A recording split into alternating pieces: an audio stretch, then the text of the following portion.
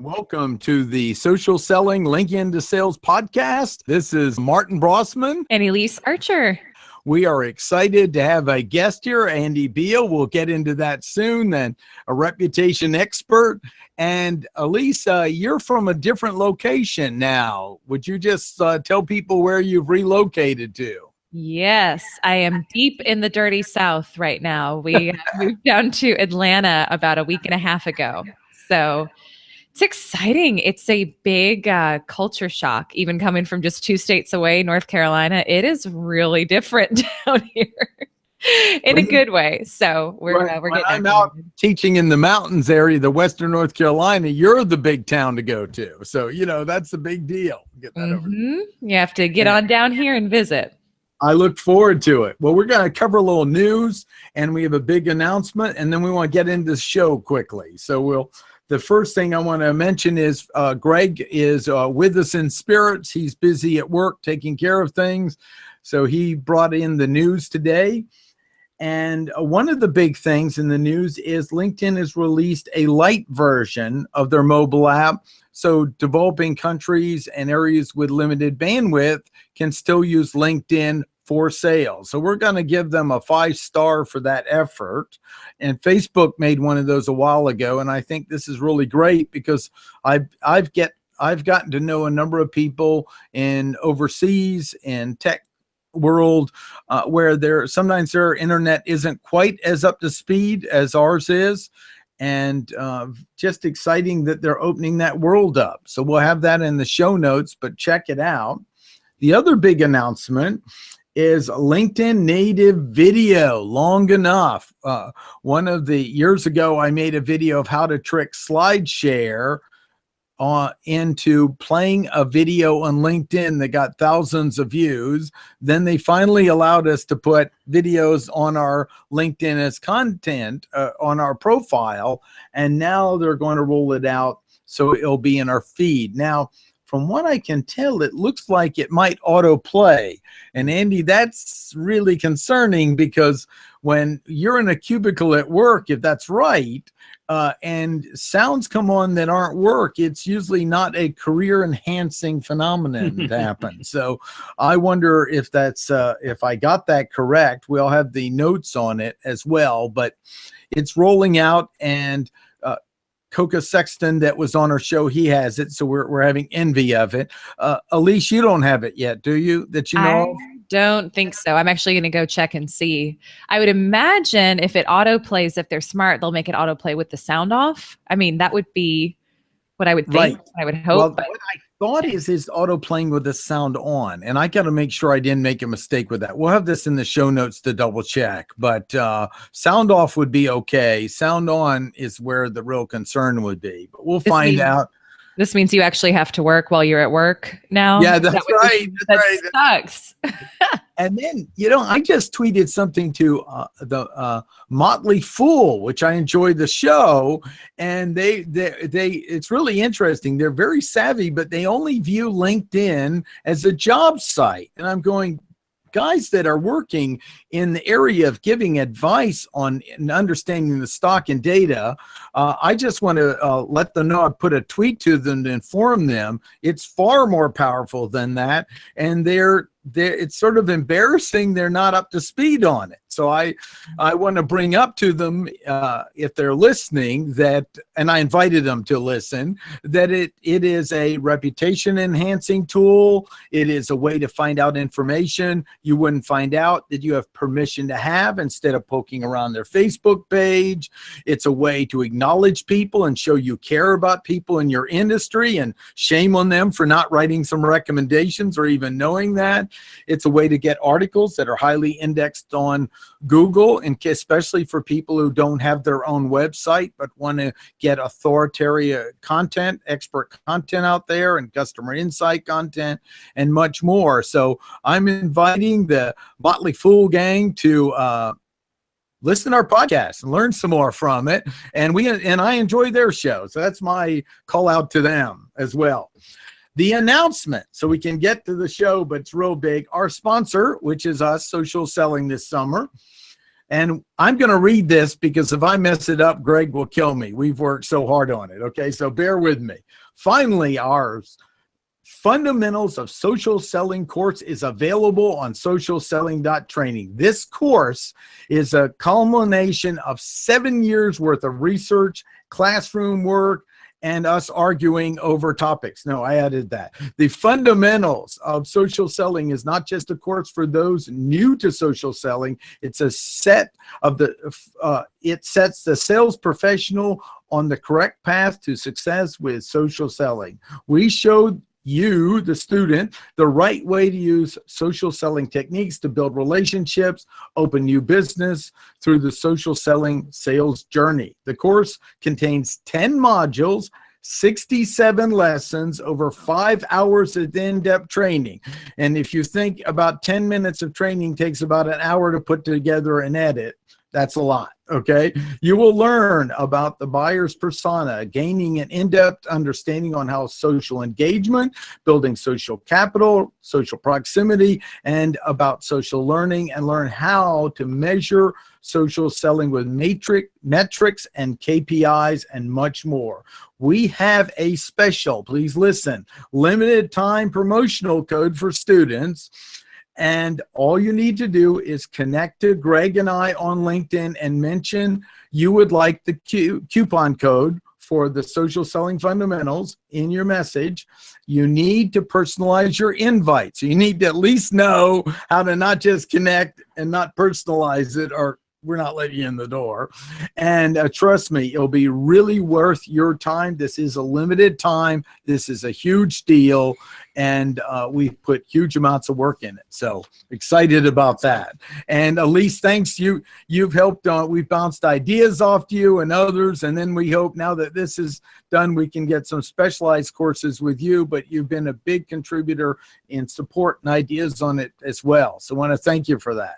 Well, you guys are, I mean, you've put blood, sweat, and tears into this bad boy. So for anybody listening, again, go get it. Seriously. They have put so much time, energy, and effort. I mean, 7 years, right? Yeah, that is insane. And every time I talk to you, I know you've been working on it and curating content for it. So congrats. Very exciting. And everybody should reach out to you to get that promo code. Thank you. Thank you. Now let's talk about Andy's reputation. Andy is really focused on, to me, ethical reputation, how to build your reputation, how to use it as a tool for good business, ethics, and the like. His book, Repped. And what's the full title? So I get it correct, is it? Repped, 30 Days to a Better Online Reputation.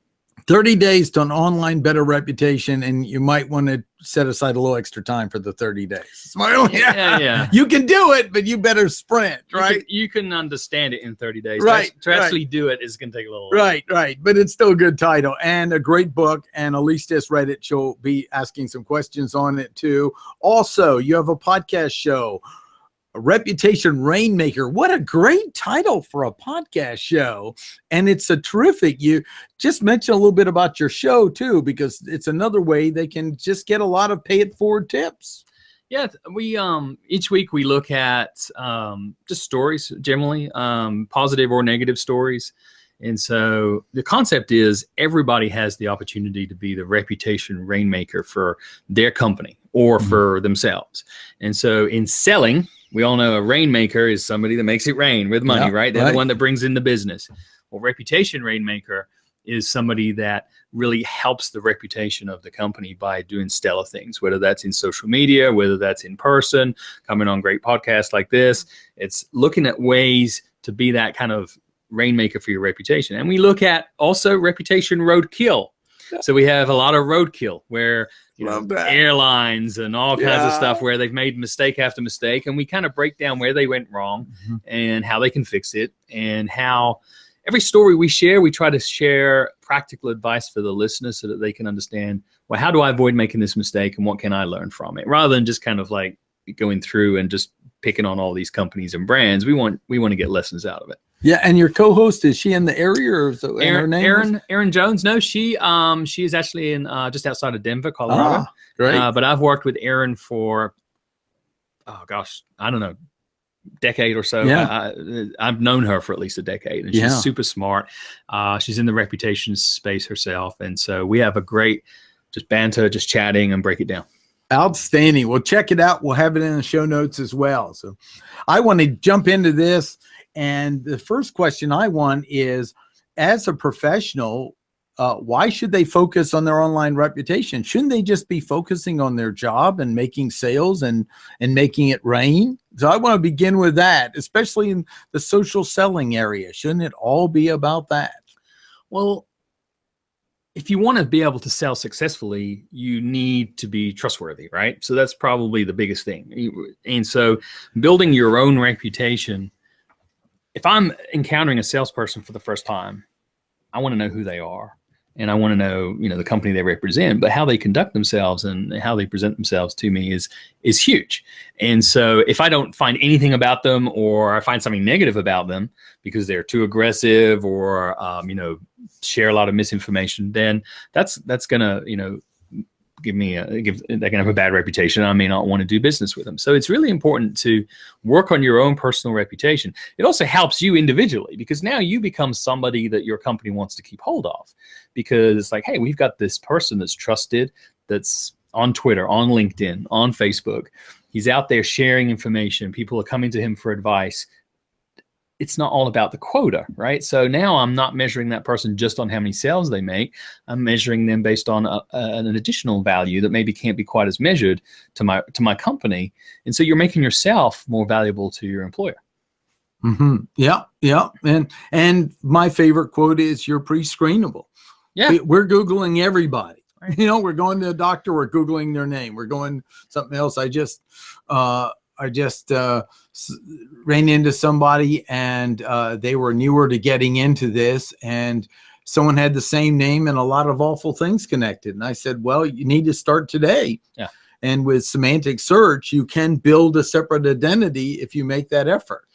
You're helping your career, right? You're investing in, even if you don't need a new job today, you're completely happy where you are, whether that's running your own business or working for somebody, you're completely happy, but they might not be the same in 5 years. So why not work now to create a website, to build out your social profiles, to become a trusted resource for whatever niche or topic you want to sell in, so that in 3 years, 4 years from now, your brand equity, your personal brand equity, is not just tied up in the company that you sell for or that you work for. You've got something else that you can then leverage. And that is to get you a better job elsewhere, because you can go to a new employer and say, hey, look, this is who I am. This is what I bring to the company. You got your resume. Or to leverage yourself. Hey, I've been doing this for a company for 5 years. I've built up a good network of people, a lot of connections, people that come to me and trust me. I'll go it alone. I'll go it on my own. And so it gives you options. Whereas if you remain invisible, and I have a lot of friends that do that, and that's totally fine, right? You type their name in, you can't find them at all. Right. Well, that's great, but that's kind of treading water. You're not going to drown, but you're not going to get to the tropical island that's 2 miles away either, because you're just treading water. I'm going to add, but if someone has the same name and it's bad, you're going to go a little underwater, because you haven't built that up too. And or if somebody slams you and that's all that's there, it's going to stand out versus a backdrop. And that happens. That happens all the time. People share a similar name, and when someone goes to Google them to find out a little bit about them, they don't find anything about them. I have actually had one of the things that sparked my interest in reputation management is 15 years ago, I got interviewed by CBS Market Watch back then, and it was for a search engine optimization story. And they almost didn't quote me, because they come back to me and said, hey, do you play high stakes poker in Vegas? Because that's the Andy Beal that they found online. Right. And I'm like, no, that's not me. And they're like, good, because our fact checking team was worried about quoting a poker player. And so it opened my eyes to the importance of managing your own reputation. A great story. Lisa, we'll let you had some good questions there. So over to you. Yeah, well, something that I thought was kind of unique that I hadn't seen before in information about reputation management is just, you say the first thing you need to do before you even start worrying about your online reputation is work on your character, right? And I thought that was such a refreshing, different angle that I'd never seen anybody even bring up. Because usually it's all about, all right, we'll get your brand out there, right? Start producing content, just get out there, get out there. But you actually took the approach of, if you're not someone who should be like really getting in front of a lot of people offline, then you don't need to do it online. So I guess I'd like to get a little more of your perspective on, if you do a gut check and you say, you know what, I haven't been operating with integrity, or I haven't been, I'm not someone who I would buy from. Like, yeah. What do you think? I think it was interesting. Yeah, no, it's a good observation. And, we do talk about it. Your reputation is an extension of your character. And if you can only whitewash your reputation to a certain degree, and then, you're just going to, if you've got a bad character, you're just going to get reputation issues again, because you're not going to be able to help yourself. And so it's not necessarily about being, a lot of people hear that though, and they think, well, Andy, you suggested I be false and not right. No, be authentic, right? So understand what your character is and be authentic to that character. And so that means that you kind of understand what your strengths, your weaknesses, and you portray a reputation that supports that. But if you're, a foul-mouthed criminal, that's your character, and that's what your reputation is going to be, no matter how, we see it in politicians, right? they for years, they try to kind of portray a different reputation to us, and then their character catches up with them. Right. So yeah, it is, it's a good observation. If you work on your character, then invariably your reputation will improve. So if somebody's really honest with themselves and they say, you know what, I know, like, I wouldn't buy from me right now as I am, do you suggest that they hold off on doing anything with online reputation until they can say with honesty, I would buy from me? Or should they go ahead and start now, because as time passes, it gets more competitive? I mean, what do you do? I know I'm kind of getting in the weeds here with this, but I'm just curious. I think we're into a morals and ethics question here. Right. So so your reputation can take years to build. It can take years to repair. You can change your character like that. So you can decide immediately from now on, clean slate, I am going to be a different type of salesperson. I am going to be more ethical. I'm going to be more transparent. I'm not going to try and mislead someone in order to hit a quota. So you can make that decision immediately. So there is no, I need to work on my character. You can make that conscious decision. However, you will have to work at being, it's kind of like, I'm a Christian. Before, when I became a Christian, I was a Christian immediately, but I'm still having to work on becoming a better Christian, right? But the decision to be one was immediate. And if it wasn't a sincere decision, I would have fallen back to my old ways, but it was a sincere decision. So for selling, you need to make a sincere decision. Do I want to be a better person? If you can work on your reputation immediately. If you cannot, then sales is maybe not the right field for you. And you need to think about, okay, I'm not set out for this because I'm too, I bend the rules a little bit, or whatever it may be. But then again, I don't know what career is right for you. Maybe maybe politics. Yep, you have a shining future there. Now that's interesting, and I like that. So that's a good point. You could make just an immediate decision that this is something I'm going to change, right? And so, hey, we're salespeople. We like instant gratification. So there you go, guys. If you need to work on your character. And when 10 or more years ago, I was doing a blend of search engine optimization, blogging, and a little bit of reputation management. But I saw that being a jack of all trades was not going to be the future for internet marketing. In the early 2000s, you could say, yeah, I do all of it. But now people are looking for expertise. And so I decided pretty much overnight, you know what, I'm done doing general search engine optimization. I'm done doing general copywriting or whatever it may be. I'm going to focus on everything onto reputation management. And so from that day forward, every speaking gig I did, the books that I wrote, the articles that I wrote, the podcasts that I do, it's all reputation management. It's taken years to build up that reputation for being that expert, but the decision to focus on that was days. So I had a different question, and this is something where I think Martin and Andy, you guys may have differing opinions on this. So I'm curious to hear. Oh, good. I've seen this question. I'm ready. Yeah. You're ready? Okay. So in my initial working with Martin, even a couple of years ago, getting started on the show, I talked with him and Greg about, how to build a really good LinkedIn profile. And you guys have a formula that you recommend for the summary section. And one of the things that you talk about is, write in the first person, write as though you were talking to somebody. I wouldn't say, Elise Archer, if I'm talking to you at a networking event, I wouldn't say Elise Archer is a sales coach. I would say I'm a sales coach, right? So that's how I've always done it. Andy, in your book, you give different advice, right? So you say you should write it in the third person. So I want to hear both sides of this and good. See both of your perspectives. Yeah. I don't think we're going to differ too much.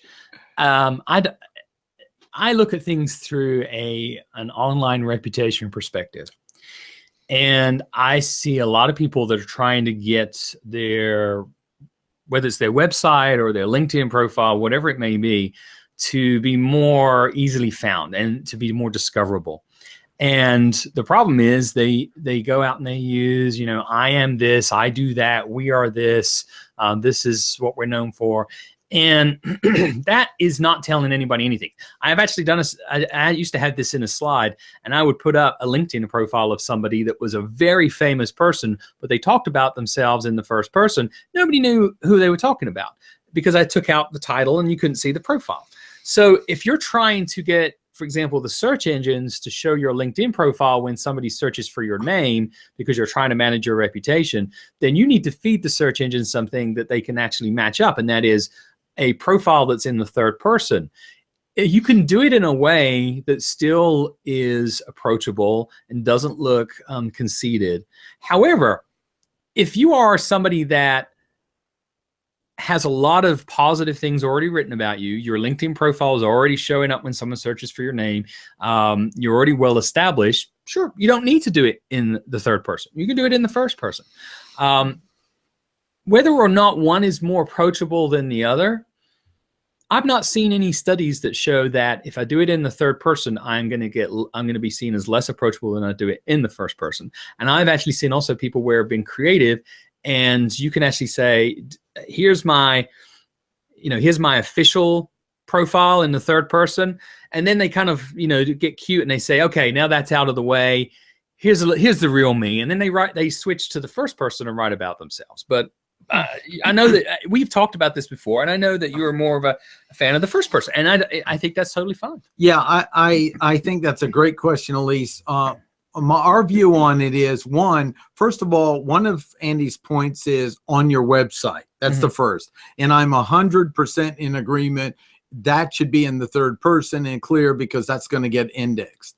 I lean more to the first person on LinkedIn because I believe LinkedIn is getting indexed so well by your name that added piece isn't as needed. But I don't have scientific evidence to back it up, just experiential. And then I lean towards the first person because when I'm coaching people one-on-one, they have a harder time personalizing themselves in the first person online as a professional because it feels more vulnerable, and I want them in that more vulnerable state because that's where I'm going to get that voice that sounds more authentic. So mine is a little bit more nuanced. And Andy's point is, if you're in third person, make sure it's written so it's approachable. So, I think I do disagree, and I see the point of Andy's as well. And on my clients, I do have them work in the first person, but it has a dual agenda. It has the agenda of, we like to hide behind a brand as human beings, and I want you to pull yourself back and make yourself more exposed, forcing you to really go, what behaviors do I need to work on to be the person I want to be seen as? See, I want us to use transparency to keep us honest. Is that kind of a nuance? Yeah, and this is cool because I look at, you are a brand. Right. You are a brand that needs to portray yourself as something that is trustworthy, and you do that by presenting yourself in your profile and in your formatted content as a trustworthy person, a brand. However, when it comes to actual engagement, when I write a post for LinkedIn, I don't put Third person. Yeah, I don't put catch Honorable Andy Beal. Andy Beal. And Andy Beal was on Martin's podcast today, and I don't tell I'm more approachable. I have that personal voice, but I think there's a balance between the two, and I think that we are a brand, whether we like it or not. We are a brand. However, I totally agree that it's one thing to portray yourself as a brand, but you've also got to figure out that authentic self so that your personality comes out, and that you're not hiding behind. A lot of people think of themselves as an online personality and an offline personality. Here's who I am online. And by doing that in the third person, you run the temptation of separating yourself and not realizing that, no, your profile is fine, but there's also who you are and how you interact. If the two do not gel, we're back to character and reputation again. Yeah.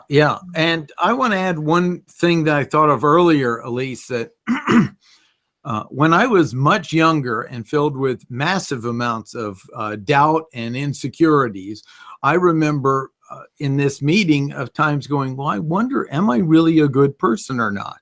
And it was a mentor that said, it's all about your actions. So your actions will define you in life as a good person or not your internal opinions or anything else. Those will come and go. And I thought that was such a important piece, because I'm an advocate of authenticity based on my commitments, not the latest complaint in my head. That will go on kind of like the noise. If you've meditated before, you treat it like just some other noise that's going on. And the importance of being aligned with my commitment and making sure my actions stay aligned. And that's, to me, the anatomy of my technique for working to improve my character, which to me is a lifelong process. Right. That's something that I can see coming up as an issue too, as sales reps work to build their online brand, is almost that feeling of imposter syndrome, right? Like, if I'm going to be promoting what I'm doing, am I worthy of that, right? And for anybody who's read Presence by Amy Cuddy, you're familiar with that. It's like, as we grow and as we become better known, and a lot of that is through self-promotion, we can start to really doubt ourselves and say, well, when are they going to find out that I'm not this amazing person that I'm promoting myself to be? So I think it is, and the actions thing is interesting, right? As a benchmark for, and I know we're getting into a lot of like ethics and philosophical stuff today, which is funny. But that is an interesting benchmark. That makes sense. One other, I was also curious, talking about benchmarks here. One of the things, Andy, that you talk about in your book is your goal should be to create amazing content. So not just good, but amazing content. And my honest reaction when I read that was crap. My goal is to create good videos about every day, right? Like I really tend to focus on quantity, and this sounds terrible saying this, but I'm a little bit of a believer in quantity over quality, right? I think it takes a long time for your work to even be found by people, right? I mean, clearly when they find it, you want it to be good, but I've always taken more of the quantity over quality approach, like get it out there, get it done.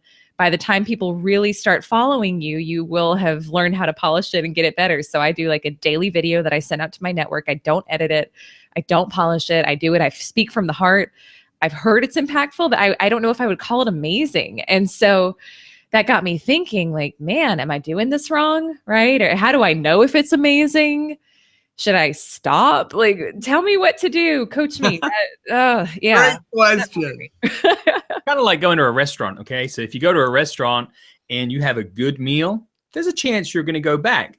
But it might take 5 or 6 good meals to convince you that that is a good restaurant that's worth your time being in the rotation for you to go there and eat. But if you go to a restaurant and you have one of the best meals you've had all year, you have an amazing meal, you can't wait to write the Yelp review, to tell your friends, to go on Facebook, to then go back as soon as you possibly can. So doing good stuff is good. It drip feeds and it builds your reputation a little bit at a time. But if you want to stand out, you've got to do something to stand out. And in the book, and I talk about this as well when I do conferences, it's like we get drilled into us. You've got to write good content. Like if you want to be successful online, you've got to create good content. Nobody wakes up in the morning and goes, you know what? Today I'm going to write something really crap. Right? None of us do that. We all do good. We do good podcasts. We write good articles. We write good books.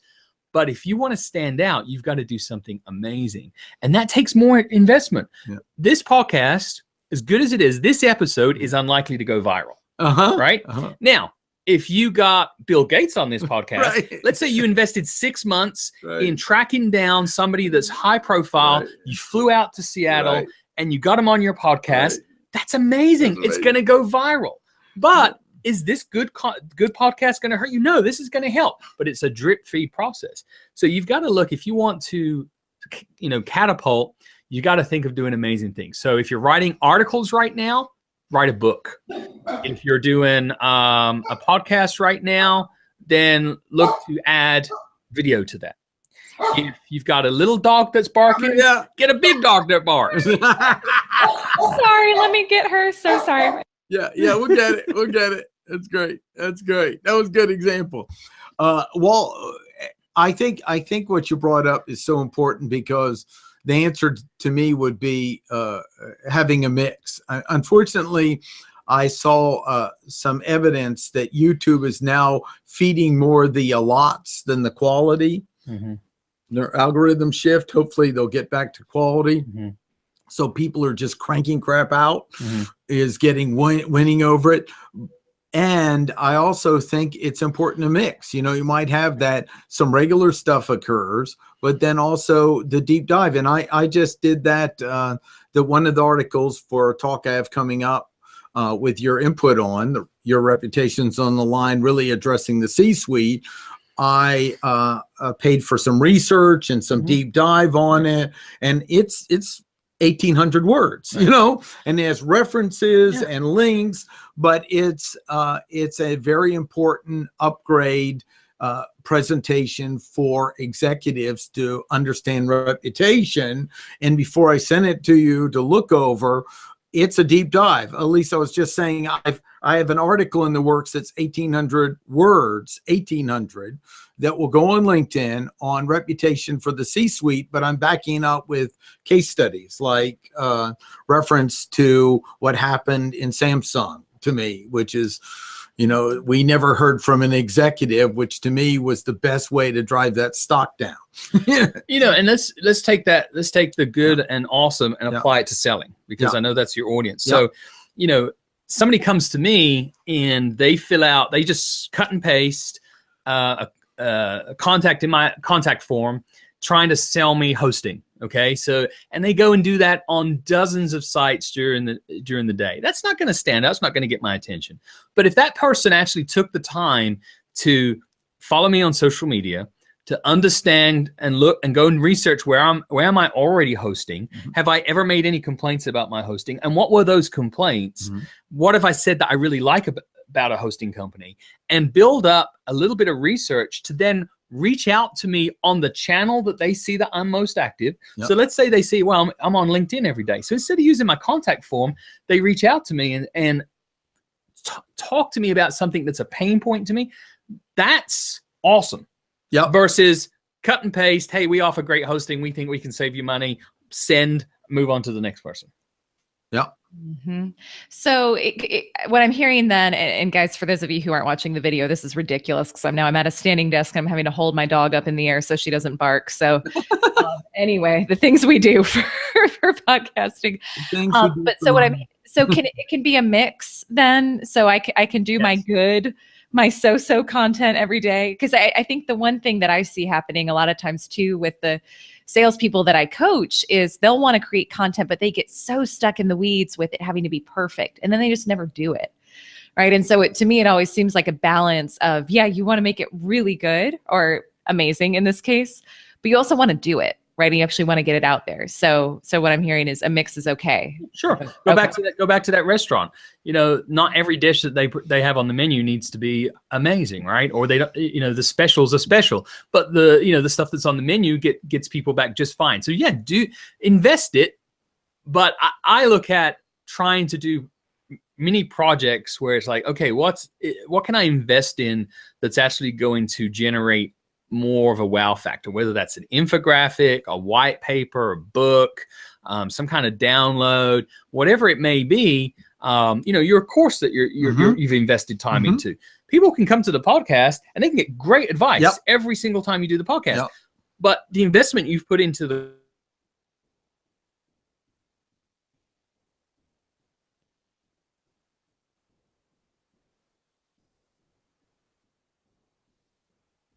and we would have it A figured out. new island. So yeah, exactly. So do good stuff every day. Yeah. Try to do good work. But think about, okay, maybe you schedule it in once a quarter to create something amazing. Yeah. And go from there. Yeah, and at least I was saying the one deep dive article I'm working on, it is more of not amazing in that it's really going to address some core things that I believe C-suite executives need to be doing to enhance the brand of the company, but also take into account the ripple effect of everything they say has lots of consequences. So that's an example of it. We kind of touched on social selling just then. And Andy, I'd kind of like to explore, what do you see as the connection to reputation directly and social selling? We already hinted at it because it is a walk together, meet the person on the buyer's journey, both digitally, online, and offline. But I want to hear your views on the connection to reputation and social selling. So there's two reputations to build. There's your general reputation in terms of, this is who I am, this is why you should trust me, this is the objective reputation that everybody sees. But then you need to build your reputation with that particular person, whether it's a prospect or somebody that you're trying to make do a business deal with, whatever it is. You've got to build that reputation with them. So you guys are big fans of LinkedIn. If someone connects with me on LinkedIn, and then the very next hour I get a private message trying to sell me something about that long, about 4 inches of text. I think I got that yesterday. Yeah. What got you the connection was your reputation, your broader reputation, because I looked at your LinkedIn profile. I may have Googled you to see that got you the connection, but you still then need to work on your reputation with me. Yeah. And you ruined it. You blew it. Right. So now done. You're delete the connection. That's blown. So you have to work on building that personal reputation, and that is being trustworthy, not being too aggressive, demonstrating that that you're knowledgeable. Yeah.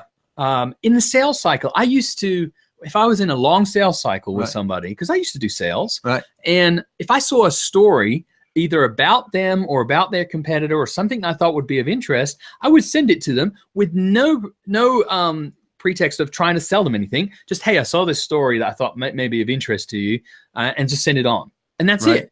And build that relationship, build that trust on a one-on-one basis. So there is that reputation that you have globally, and then a reputation that's more subjective where you need to build it personally. Excellent. Excellent. Speaking of that piece too, and the reputation, one of the things in your book that you mentioned that I was curious to get your input on is with negative reviews. Like, sometimes they're worth responding to and sometimes they're not. So if somebody writes a negative review about me online, how do I know what's the litmus test for, yes, this is worth a response, or no, it's not? You've got to look at so many different factors, and I get asked that question a lot, and there's just no one size fits all. But however, that makes for a lousy answer to the question. That's right. So you got to look at, okay, what impact is this going to have on me? I had somebody that said something negative about me one time, didn't like some kind of ad we were running on a blog, and he tweeted that to me. He had 30 followers, and I'm like, you know what? Trolls are going to troll, right? You're no one of significance. You're welcome to your opinion, but I don't have to justify myself to you. Whereas if somebody, I look and that person's got thousands of followers and everybody's like chiming into the conversation, then yeah, I need to kind of like respond to that. But one of the things, most negative reviews need some kind of response, unless it's something that you can say, you know what, they got us. You know, our cars do only get 10 miles per gallon gas mileage, and you can respond with that. You go, bingo, you got it. We're not for everybody. That's right. That's why it doesn't cost $100 grand. Right. We're not for everybody. But if it's a legitimate review where it's something that you can act on, then replying is generally always a good idea. And you need to be sincere. you need to be transparent, and you need to be consistent. Those are the 3 words. That'll get you through just about anything. Sincerity, transparency, consistency. You need to be sincere. Thank you for bringing this to my attention. We apologize for the issues that you had. This is not something that's normal for us. Transparent. What happened? What went wrong? Yeah. You know, we had 2 members of staff that were out sick that day. The phone lines were going crazy. We were just backed up more than we could. We've realized that we need to bring in more people to cover when we have sick days, whatever it may be, right? And then consistency. You need to show, and this is something the airlines are not doing. They say they talk a good talk, but then we still see the airlines having problems with the way they treat passengers. Right. So you need consistency. So you need to show that, hey, we have actually made changes, and we are making improvements, because people are going to be watching that. But sometimes responding to a negative review is important, because it doesn't just appease the person that makes the complaint. It shows anybody else that sees the review, wow, this company cares. This situation was not acceptable to them. At least I know that if I have a similar situation, a negative experience, there's somebody that's going to make sure that they do it right. And I had this situation, we were talking about this earlier, with Ring doorbells. And I'm on my 4th Ring doorbell. Oh no. 4th, yeah. And the only thing that has stopped me tearing into the company publicly is their customer service is phenomenal. Like, they are working overtime to make sure that I'm happy, even though I'm going through all of these issues. So they are kind of like really working hard. So I feel like, okay, this company cares. And so I see that evidenced when other people have had issues too, because I always hate it. Like, oh, I hope I don't ever get special treatment because of who I am and what I do. But this seems to be common among all of their outreach to their customers. So yeah, sometimes you don't need to respond. Sometimes it stands for itself. In the first book, we did an interview with an executive at Lenovo. He said that, you know, sometimes our customers come to our defense. Yeah. You know, and so we don't need to join the conversation, because we have so many strong brand ambassadors. They come to our defense. They help resolve the issue. There's no need for us to get involved with that. And that really is the ultimate goal, that your customers love you so much, they're the first ones to go to your defense. And a little thing I'm learning about synthesizers now, and I in a group I posted, I'm going to start asking dumb questions. So I called it dumb question number 1, you know, and then wrote DQ number 2 and my next question. And the guy says, I can't imagine someone would possibly get a synthesizer that wouldn't know this feature, you know? And I said, well, I'm one of those people, you know, right up front. And I think the key and gift of this is really realize you develop unstoppable edge when you turn to uncomfortable conflicts and address them over and over again. But what was so exciting is, after I wrote it, a few minutes later, 2 other people responded, were you born with all your skills and stuff, and really came to my defense. And I'm just new to this group, you know. I was just touched that, but I didn't misuse their time. I came in, I'm really trying to learn. I responded when they answered, and I thanked them for letting me know. And I was up front of my knowledge level. So, you know, I worked to build the context and test to see if it's okay to ask dumb questions here. You know, and Elise, sometimes you need to defend yourself, right? Sometimes there's misinformation that's out there, and you need to kind of, you need to jump in, and you need to correct people and be polite, but also be firm. Hey, that's actually, you know, what you're saying is not true. You know, whatever that may be. Sometimes people get confused. Like, there's been plenty of times we have a software company, Tracker, and it's TRACKUR, Tracker. But there's other companies that spell it TRAAKRR, something like that, right? There's another company. It's easy to get the 2 mixed up. So we might get a complaint from one, and like, you get all defensive, and then you're like, wait, that's not even us. We don't even offer that feature, right? So there's a lot of things that you need to do. And another thing as well is to sometimes just realize that I like to treat an angry customer or an angry complaint like the person is having the worst day of their lives. Because we actually had that happen where I personally was responding to a ticket. Someone was really angry. It actually was a quick resolution. It was actually a misunderstanding. But they were so adamantly angry. And I tried to be calm. I tried to be polite. And we resolved it quickly. turns out the person come back to me and said he actually apologized to me for being so angry and being so quick to jump to conclusions. His son had been in hospital all that night. Mm-hmm. And so, wow, always assume that somebody that is taking it out on you is perhaps having the worst day of their life. There are two great components on this. One, it's okay you get offended and angry. It's not okay you start typing right after it, So, let your feelings occur. Just make sure you get back into your commitment before you start responding to it. Yeah, to unplug the internet. Right. Type it all out that you want to say. Unplug the internet or go for a walk. Go for a walk and then come back and say, okay, that's what I'd love to say if nobody was watching and whatever. But here's what I'm actually going to say. Visit the range. Because I'm leaving a footprint here. Yeah. I'm leaving a mark and I want other people are going to see it. So yeah, sometimes, having trusted counsel. Yeah. So not legal counsel, but having someone you can just message and say, hey, can you take a look at this review? And then here's my response. Do you think I'm on track here? Or do you think I need to soften it or whatever? Just get an objective look at it. I want to give a great example. There's a woman who runs a bed and breakfast. It's a sharp Southern gal, Chloe, Big Mill Bed and Breakfast. I'll often, if I get a negative comment, run it by her because I know she'll always get me to that compassionate place of maybe there's something else going on. Because the truth of the matter is 90% of the time when they're really, really angry at you, you're not that good to get them that upset. There's something beyond that tip of the iceberg that was built up and you just happen to be the one where it snapped on. And I think another point you're bringing up is what I used to call assume positive intention.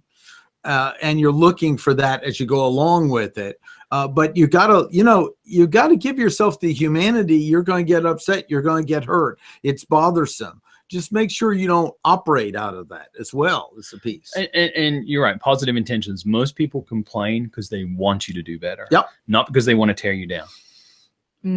I think that's such a good, just general life lesson as well. And it's funny, I feel like we're pulling just kind of good philosophical / life lessons on this thing, but it's so true. Like when we act angry, I think maybe we've all actually, I don't know if I've ever written an angry or really negative review. I don't know, but probably most of us have, right? Like we just get ticked off about something and we take to our laptop and we're like, blah, blah, blah, blah, blah. And then if we look at that experience, we say, well, that's not how I normally am.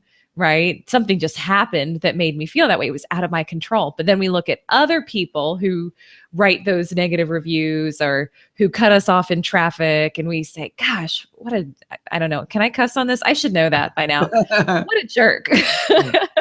Right? And we assume that that's their natural wiring, right? It's some sort of, I think, fundamental attribution theory is what it's called or something like that. I probably just butchered that. But yeah, it's really good to have that approach that this person is probably naturally a really good person like I am. They're just having a bad day. Right. And that totally changes how you respond. Just made a mistake. And also as well, a lot of people, when they make a complaint, they're really actually complaining to the brand. Some, mythical entity that doesn't have feelings. But oftentimes they end up talking to an individual and they don't, and it's easy to take it personal and it's also easy to complain personally. A lot of times when I actually complain and I get on the phone, I actually make a point of saying to the person, look, this is not you. I understand there's only so much you can do, but you're the channel that I've got to the company. Right. So I don't care if you go tell somebody else what I've just told you. Right. I've got to complain to somebody. Unfortunately, it's you. I'm complaining about the company, but it's going to feel personal to you. I've actually said that. It's so funny. I've done that so many times. I go, what's your name? It's John. John, it's not personal, but I really need your help. And I'll say, I need your help to be an advocate that this gets through, and I'll convert them to a champion sometimes of my problem and getting it done. So there's several things I think so important to get here. One is reputation building. It has a lot to do with facing the uncomfortable situations and addressing them. And I also believe, Andy, that's part of building character. That if if you're offended by everything, you'll have no character, versus going, okay, I'm offended. Now, what am I committed to here? What's going on? What's going to make me a better person? What's going to serve them? and move forward on it. I'm going to give I've been asked to give a keynote to graduates of a community college next month. And I'm really thinking, what is the message? It's to be on humor, but it's also using humor as a tool for addressing conflict and upset and just being offended and letting it build character along the way. But I think also is like, we talk about this is social selling. Right. Well, the social comes first. So treat people socially. Treat people the way that you would want to be treated in all aspects of your selling online. You don't just jump. You wouldn't go into a cocktail party and just start going up to people and throwing the business cards in their faces and standing on a chair and saying, this is what I do and this is how much we sell it for. Right. So it's social. So you would hate that if somebody did it. So I don't understand why other people they play the numbers game. And I think maybe they're just not given the right tools. They're not given the right training. And if that's the case with them, get out of that company and go find a company that understands that it's about relationships. You're building trust. And if you're going to use social channels to sell, you've got to be social and think about how would you want to be approached. That's great. I want to ask one more question and then wrap up is you mentioned tools. Are there tools you recommend? Of course, we've got Tracker, which I didn't mention in the beginning. That's one, which is a great reputation tool I've recommended many times for businesses. Any other top tools top in mind? Or you don't have to overcomplicate it. So, I'm sure there are lots of tools out there, but I'm cheap. And so it's like, what's free, right? So the thing one of the things the best things you can do is once a week go Google your name, right? So go and see what the internet is saying about you to make sure that you're happy with it. Make sure there's nothing negative that comes up. Find your centers of influence. So that is, where is it you're most likely to come in contact with prospective clients and invest there. So don't be on if your demographic for your audience is not on Twitter. Don't be on Twitter. There's no need to be there. If it's LinkedIn, be on LinkedIn. If it's Pinterest, invest time on Pinterest. Find out where your potential prospects are going to be and invest time there. So it's not really a tool. Here's the thing with tools. Do it manually first so that you understand it fully. Then you will have a better understanding of what you need in a tool.